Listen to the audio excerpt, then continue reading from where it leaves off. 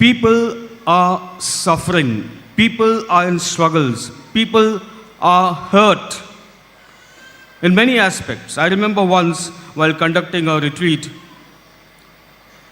there was this lady who came to me and she was just pouring out and saying, Father, it's been 6 years since my husband has passed away. I've got an only daughter who's living with her husband and I'm all alone in the house. There's no one to talk to. I said to her, talk to the Lord. The Lord is there with you. Be aware of His presence.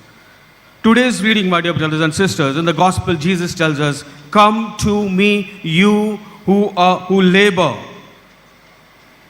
What does this mean, this word labor? Labor does not simply mean you are working. No, who are really exhausted with their work, exhausted in their life, who have no one to listen to, who have no one to talk to, no one who can listen to them. These are the people. Jesus is saying, you come to me.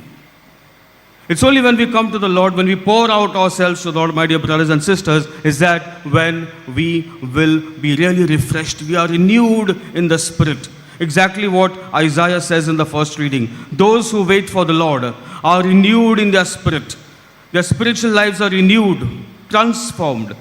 They will be like people who are carried up on the eagle's wings.